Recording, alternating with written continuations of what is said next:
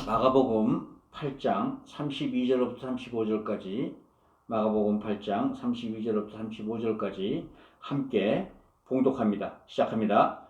드러내놓고 이 말씀을 하시니 베드로가 예수를 붙들고 항변하매 예수께서 돌이키사 제자들을 보시며 베드로를 꾸짖어 이르시되 사탄아 내 뒤로 물러가라. 내가 하나님의 일을 생각하지 아니하고 도리어 사람의 일을 생각하는도다 하시고 무리와 제자들을 불러 이르시되 누구든지 나를 따라오려거든 자기를 부인하고 자기 십자가를 지고 나를 따를 것이니라.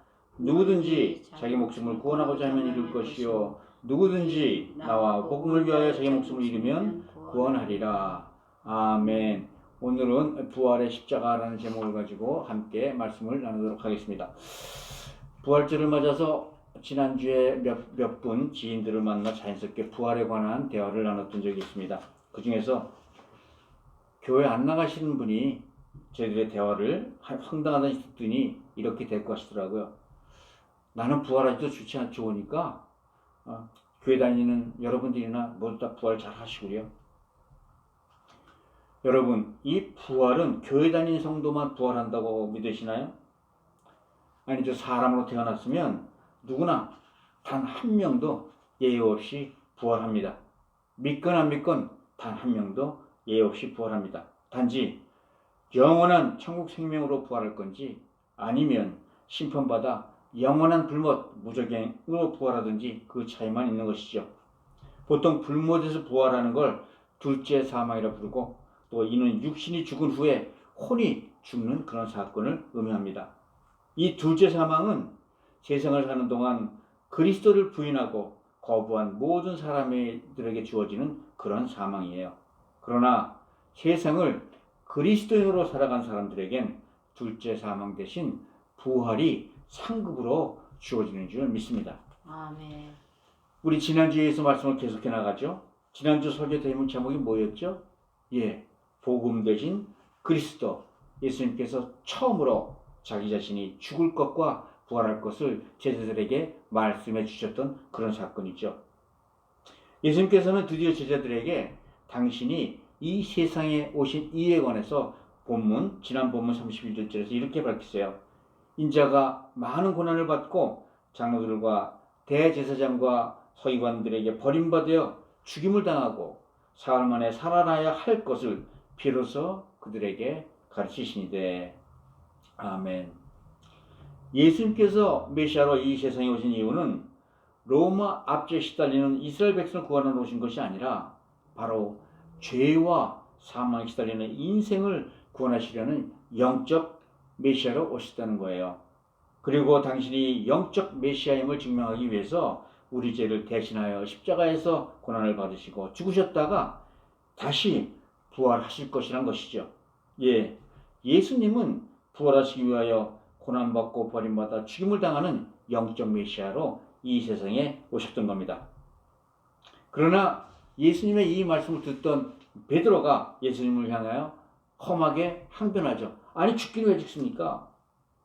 예수님은 베드로를 심하게 꾸짖으시면서 말씀을 이어나가세요. 사탄아 내 뒤로 물러가라. 여러분, 예수님은 예수님의 생각을 앞서 나가려는 베드로를 향해 내 뒤로 물러가라고 호통을 치세요. 기억하시 바랍니다. 그리스도인이란 예수님을 따르는 자들이라는 이름에서 유래된 이름이죠. 예수님을 믿는다 하면서도 예수님의 뜻과 생각보다 자기 생각으로 앞지르는 자가 바로 사탄이 되는 거예요. 예수님을 따라가는 그리스도인으로서 본분을 지키는 우리 모두가 되시기를 주님으로 축복드립니다. 아멘. 오늘은 그리스도인으로 갖춰야 할 몇 가지 본분에 대해 함께 말씀을 나누겠습니다. 먼저 말씀 중에 하나님의 충만하신 은혜가 여러분들께 함께 하시기를 우리 주 예수 그리스도 이름으로 축복드립니다. 아멘. 그리스도인으로 갖춰야 될 본분으로 성경은 사람의 일과 하나님의 일을 분별해야 할 줄 알아야 한다고 말씀합니다. 우리 33절 함께 볼까요? 시작합니다. 시작. 예수께서 돌이키사 제자들을 보시고 베드로를 꾸짖어 이르시되 사탄아 내 뒤로 물러가라. 네가 하나님의 일을 생각하지 아니하고 도리어 사람의 일을 생각하는도다 하시고. 원래 사람들은 보고 싶은 것만 보고 듣고 싶은 것만 듣는 경향이 있지요. 베드로는 고난받고 버림받아 십자가에서 죽겠다는 예수님 말씀이 아마 충격적으로 들렸을 겁니다. 아마 베드로는 모든 게 죽음 끝이라는 생각이 있었던 것 같아요. 예수님께서 사흘 만에 다시 부활하시겠다는 그 말씀은 그의 귀에 들어오지 않았던 거지요. 베드로에게 있어서 예수님의 죽음은 성공이 아니라 분명한 실패였습니다. 예수님의 실패뿐만 아니라 예수님을 따르는 자신과 제자들의 모든 실패였어요. 메시아가 죽을 거라는 이 말은 예수님이 이스라엘의 왕이 되어 로마의 권력을 몰아내고 이스라엘을 회복시켜 주실 것이라는 그 기대감에 사로잡혀 있던 사람들에게는 결코 쉽게 받아줄 수 있는 내용이 못 되온 거죠. 그래서 베드로가 어떻게 했다고요? 성경에 예수님을 붙들고 항변하였다고 말씀합니다. 아주 강하게 항변하였다는 거죠. 이런 일은 도저히 일어날 수도 없는 일이고 용납돼서도 안 될 일이라는 거예요. 베드로는 만일 이 일이 예수님 말씀대로 된다면 이 일 자체가 예수님에게 큰 불행이 될 것이라고 굳게 믿었어요.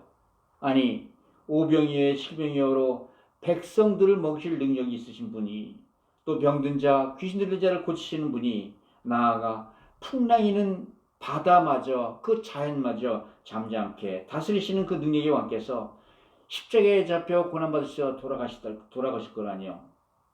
이제 곧 이스라엘의 왕이 되셔서 로마를 몰아내고 다윗의 영광을 이뤄내실 능력의 왕께서 이런 소리를 하시다니.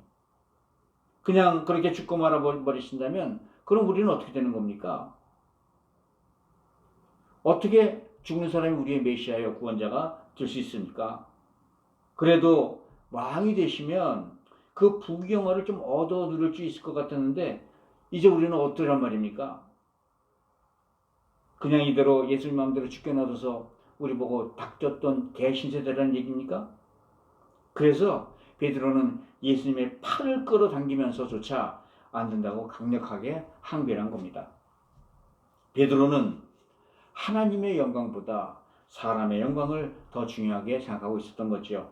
하나님의 계획보다는 자기 계획이, 자기 생각이 더 중요했고, 내가 하나님께 어떻게 쓰임을 받을 것인가가 아니라 하나님을 이용하여 내가 어떻게 성공할 것인가에 관심을 가지고 있었다는 거예요. 그의 신앙 속에는 고난의 메시아는 존재하지 않았고 순환의 십자가 없는 영광의 예수만을 생각했던 겁니다. 십자가의 고난이 하나님의 영광, 인간의 구원, 사탄의 멸함을 위해 필수인 것을 알지 못했던 거예요. 여러분, 인간의 지혜로 하나님의 계획을 변경시키려는 것만큼 어리석은 일도 없습니다. 십자가의 고난을 통해 완전한 메시아가 되신 예수님께서 인류 구속 사역을 이루신다는 그 사실을 몰랐던 거예요. 베드로는 그리스도의 나라에 대하여 올바로 이해하지도 못했고 합당하게 생각하지도 못했어요. 신령한 하나님 나라의 일을 세상적이고 인간적인 자기 생각으로 앞서 나간 것이죠. 땅의 일과 사람의 일을 마음에 두고 하나님의 계획과 하나님의 일들까지 자기 마음대로 통제하고 재단하려 했던 겁니다. 베드로는 꿈에도 예수님이 십자가의 고난과 죽음을 통해 비로소 메시아로 완성되실 것이라는 사실을 몰랐을 겁니다.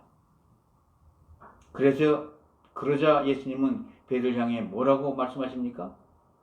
사단아 내 뒤로 물러가라. 아니 바로 직전까지 주님으로부터 그렇게 칭찬을 받던 베드로가 이제는 졸지에 사단 소리까지 듣지 않습니까? 예수님을 그렇게도 반대하며 넘어뜨리려 했던 바리새인들도 이런 소리는 듣지 않았습니다. 예수님을 심판한 빌라도도 예수를 바라보는 가룟 유다도 예수님으로부터 직접 사단이라는 소리는 듣지 않았어요. 그런데 예수님은 가장 아끼는 제자 베드로를 향해 사단이라고 호통치시는 겁니다. 예수님은 베드로의 배후에서 역사하고 있는 이 사단을 꾸짖으셨던 거예요. 이것은 베드로의 생각이 아니라 사단에서부터 온 것임을 아셨던 것이죠. 창세기부터 끊임없이 예수님의 발꿈치를 부르대는 이 사단의 전략을 예수님은 이미 아시고 계셨어요. 사단은 언제나 고난받고 죽임을 당해야 하는 메시아의 구역 사역을 방해해 왔던 것이죠. 사단이 예수님이 처음에 공생을 시작하시며 성령에 이끌려 광야에 나가실 때 사단은 너는 고난받지도 않아도 되고 죽지 않아도 돼. 영광의 왕이 될 방법이 있어. 내가 그렇게 해주겠다고 끊임없이 속삭이셨어요. 광야에서 사단은 예수님에게 내가 하나님의 아들, 즉 메시아이거든 이 돌들로 떡을 만들어 보라고 했어요. 백성의 굶주림을 단번에 해결할 경제적 메시아가 되어보라는 겁니다. 또 하나님의 아들이거든 성정 꼭대기에서 뛰어내려 보라는 거예요. 수많은 군중들의 갈채를 받는 이런 정치적, 종교적 메시아가 되어보라는 겁니다. 지극히 높은 산에서 천하만국의 영광을 바라보며 자신을 경배하면 만국을 주겠다고 유혹해요. 초인적인 왕으로 고난받지도 않고 버림받지도 않고 죽지도 말고 세상의 경배를 받아보라는 것이죠. 이때 예수님의 대답이 무엇이었던지 기억나세요? 예, 사단아 물러가라. 아멘. 여러분, 우리의 마음에는 하나님의 일보다 사람의 일을 앞세우면 우리의 마음은 사단의 바로 활동부대가 된다는 겁니다. 그러면 우리의 입술이, 우리의 눈이 사단의 도구가 되고 우리의 마음은 사단의 놀이터로 변하고 맙니다. 사람의 일과 하나님의 일을 분별할 줄 아는 것이 그리스도인으로서 살아가는 중요한 본분일 줄 믿습니다. 우리 모두 사람의 일보다 하나님의 일을 먼저 생각하는 은혜 누리시기를 주 이름으로 축복드립니다. 아멘. 이어서 주님은 그리스도인의 믿음의 본질에 대해서 다음과 같이 말씀하십니다. 34절 굉장히 유명한 말씀이죠. 34절 우리 함께 읽습니다. 시작. 누구든지 나를 따라오려거든 자기를 부인하고 자기 십자가를 지고 나를 따를 것이니라. 아멘. 그리스도인이란 예수님이 십자가를 지셨듯이 자기도 자기 십자가를 지고 예수를 따르는 사람을 말한다는 겁니다. 즉 이 말씀은 자기 십자가를 지지 않고는 아무도 예수님을 따라올 수 없다는 거예요. 그렇다면 자기 십자가를 지고 예수님을 따른다는 의미는 무엇일까요? 예수님은 자기 십자가를 지는 마음의 자세가 바로 자기 부인에서부터 시작한다고 말씀하시는 겁니다. 그렇다면 자기를 부인한다. 셀프 디나이얼의 의미는 무엇일까요? 여러분들에게 신앙생활의 중심은 누구십니까? 예수님입니까? 아니면 자기 자신입니까? 이렇게 대답할 수 있죠. 당연히 예수님이 중심이시고요. 또 그저 내 삶, 내 형편에 맞춰 내가 적당히 신앙생활을 합니다. 그렇다면 이런 생활은 실제로 예수 중심의 신앙생활입니까? 자기 중심의 신앙생활입니까? 예수 믿으면 복 받는다더라. 또 마음도 평안해지고 또 믿으면 좋다더라. 전부 자기 자신이 주체가 되고 예수님이 일종의 자기 안식의 도구로 사용된다는 거죠. 이런 식으로 접근하는 것은 사실상 예수를 믿는 출발부터가 잘못된 것이라고 예수님이 말씀하시는 거예요. 물론 좋죠. 예수 믿고 나니까 가정도 평안해지고 범사도 형통해지고 사업도 잘 되더라. 다른 거 다 좋지요. 그러나 그렇게 눈에 보이는 소망만 갖고 있다면 굳이 그리스도인으로 살 필요는 없습니다. 세상엔 이런 육신의 행복을 찾아가는 다른 종교들도 얼마든지 많거든요. 정확히 말씀하자면 자기를 부인하지 않는 상태로는 예수를 믿고 따를 수가 없다는 거예요. 자기를 부인하고의 원어 뜻은 자기 본래의 성품이나 죄된 생각이나 습관으로부터 완전히 부인하고 단절되는 것을 의미합니다. 즉 육체의 모든 엉망을 억제하고 다스릴 뿐만 아니라 자기 자신 안에 사라졌고 있는 죄악의 뿌리를 끊어 주님 안에서 전혀 새로운 삶을 살아간다는 것을 의미하는 겁니다. 갈라디아서 6장 14절을 보면요. 이 자기를 부인하고 예수를 따라가는 새로운 삶에 대해서 이렇게 말씀합니다. 내게는 우리 주 예수 그리스도 십자가 외에 결코 자랑할 것이 없나니 그리스도로 말미암아 세상의 나를 대하여 십자가에 못 박히고 내가 또한 세상에 대해 그러하니라. 아멘. 그렇습니다. 오직 나의 죄를 대신하여 십자가에서 돌아가신 주 예수 그리스도의 십자가를 믿는 믿음, 그 외에는 내 삶에서 그 어떤 무엇도 이를 대신할 수 없다는 이 신앙, 이것이 바로 자기를 부인하는 신앙이 되는 것이죠. 내가 내 안에서 내 주인으로 살아서 내가 나를 주장하고 내 생각, 내 경험, 내 판단, 내 지정의에 따라오는 욕망이 원하는 대로 하루하루 이 세상을 살아간다면서 예수를 따른다는 것은 불가능한 일이 되겠죠. 만일 내 욕망대로 내 먹고 싶은 거 다 먹고 내 사고 싶은 거 다 사고 내가 하고 싶은 것 다 하고 매일매일 산다면 이건 나를 부인하는 삶이 아니라 나를 즐기며 사는 삶이 아닐까요? 어떻게 내 욕망대로 원하는 것 다 하면서 주를 중심으로 주의 뜻대로 산다고 말할 수 있을까요? 분명히 예수를 따라가려면 하고 싶어도 하지 말아야 될 것들이 많다는 겁니다. 이것이 우리는 신앙생활이라고 부르죠.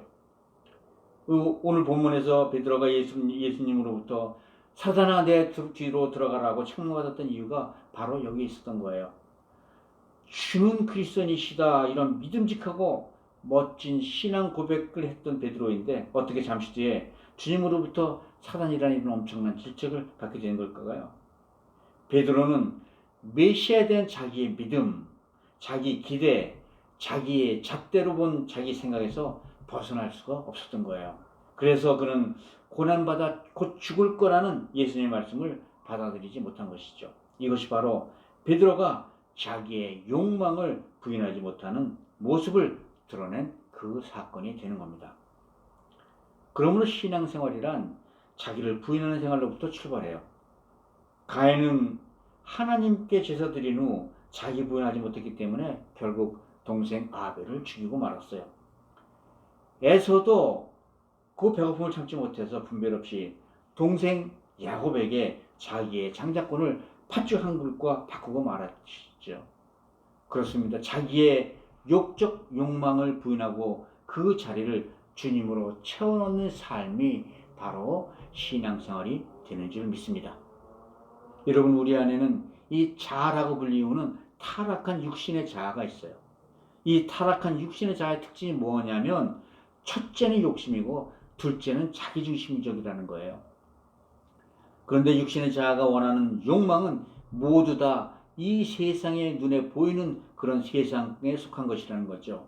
그래서 육신의 자아는 눈에 보이지 않는 세상을 볼 수 없고 그래서 인정도 못하고 믿지도 않아요.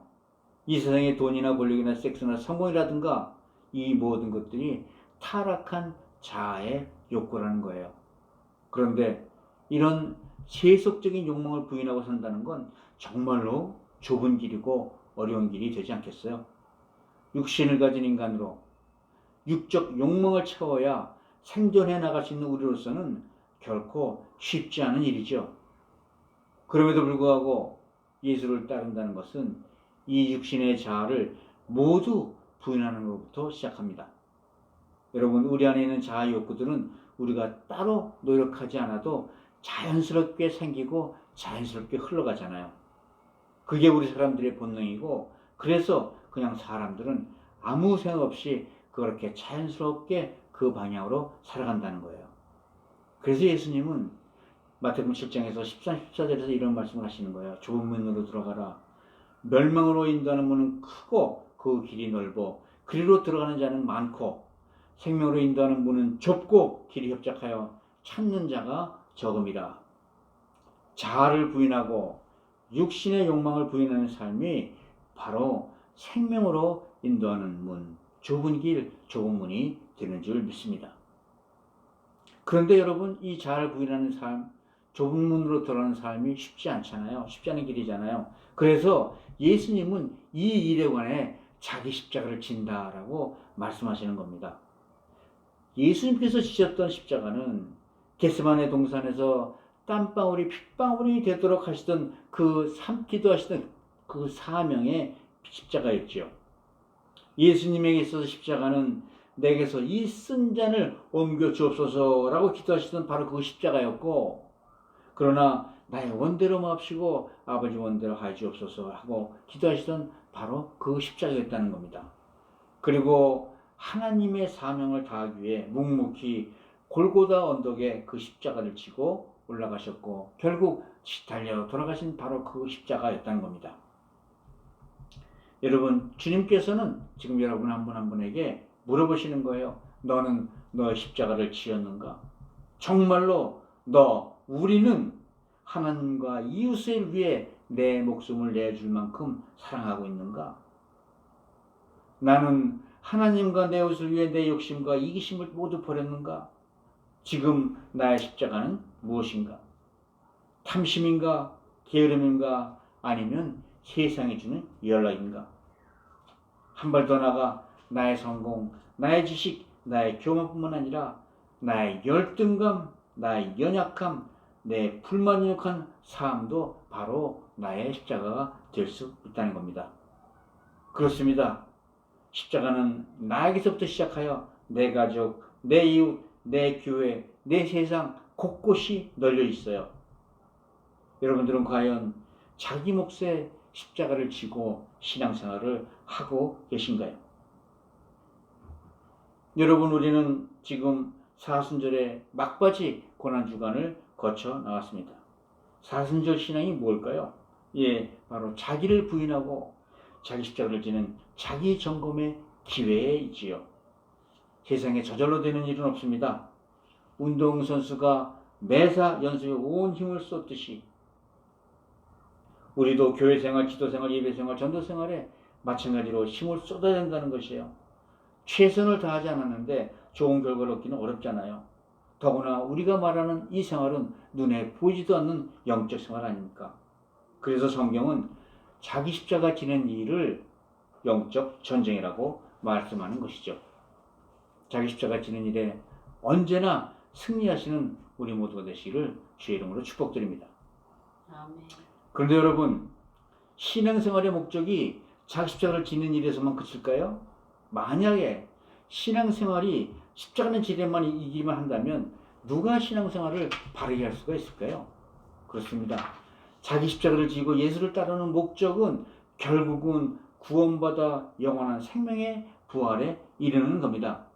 그래서 예수님이 이렇게 말씀하시는 거죠. 우리 35절 함께 읽습니다. 35절 시작합니다.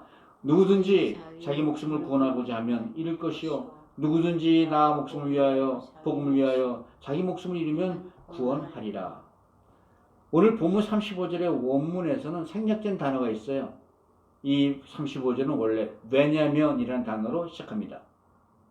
우리 성경에는 번역되어 있지 않죠. 다시 말하면 자기를 부인하고 예수님을 따라야 하는 이유에 대해서 이렇게 설명하고 있는 것이죠. 누구든지 육신의 생명을 얻기 위해서는 예수를 부인하면 육신의 생명을 얻을지는 모르나 영원한 생명을 잃을 것이요. 자기를 부인하고 고난과 함께 예수님을 따른다면 영생의 부활을 보장받는다는 겁니다. 영원한 영생과 잠시 머물다 사라져버리고 마는 육신의 목숨 중 무엇이 더 중요한 것이에요. 무엇이 궁극적으로 우리 인생을 성공하는 길로 이끄냐는 겁니다. 고난 끝의 낙이라고 십자가 지는 일의 끝은 영생에 이르는 구원인 줄 믿습니다. 고난이 끝이 아니라 그 뒤에 영광이 있고 십자가가 끝이 아니라 그 뒤에 멸류관이 있기 때문이고 죽음이 끝이 아니라 그 뒤에는 영생에 이르는 부활이 있기 때문이란 겁니다. 만약 베드로가 고난받고 죽는다는 말씀보다 죽은 지 사흘 만에 다시 살아나신다는 예수님 말씀에 더 주목하였다면 그가 사탄 소리는 듣지 않았을까요? 그렇다면 예수님은 그런 베드로에 대해서 어떻게 반응하셨을까요? 예수님은 요한복음 11장 25, 26절에서 부활에 대하여 이렇게 말씀합니다. 예수께서 이르시되 나는 부활이요 생명이니 나를 믿는 자는 죽어도 살겠고 무릇 살아서 나를 믿는 자는 영원히 죽지 아니하리니 이것을 네가 믿느냐. 아멘. 우리 모두 자기 십자가를 지고 예수를 따름으로 영원한 부활 생명을 얻는 은혜 얻으시길 주 이름으로 축복드립니다. 아멘. 말씀을 맺죠. 오늘 부활절 예배로 드렸습니다. 엊그제 지인 몇 분과 부활절 얘기를 하다가 당신은 부활을 믿느냐고 다그쳤던 일이 있습니다. 여러분들에게도 같은 질문을 드립니다. 여러분들도 진심으로 자신이 부활할 것이라고 믿으십니까? 아멘. 그러나 여러분, 부활은 그저 믿는다고 다 부활하는 게 아니에요. 예수님이 자기 십자가를 지셨기에 부활하셨듯이 우리도 우리의 십자가를 지고 예수를 따를 때만 부활을 하는 줄 믿습니다. 나의 이심, 나의 욕심을 버리고 내 가족, 내 교회, 내 이웃으로부터 자기의 십자가를 찾아 실천해 나가는 삶을 사시길 바랍니다. 진심으로 하나님을 사랑한다면 복음의 능력으로 이웃을 사랑하는 것이 그렇게 좁기만 한 무리요 좁은 길만은 아닌 줄로 믿습니다. 우리 모두 자기 십자가를 스스로 찾아 지고 예수를 따르는 그리스도로 살아가시기를 주 이름으로 축복드립니다. 아멘. 부활은 스스로 자기 십자가를 지고 예수님을 따르는 자들에게 주어지는 하나님의 선물입니다. 우리 모두 부활의 십자가를 지고 부활하신 그리스도를 따름으로 부활의 선물을 은혜를 받으시는 성도로 살아가시기를 주 예수 그리스도 이름으로 축복드립니다.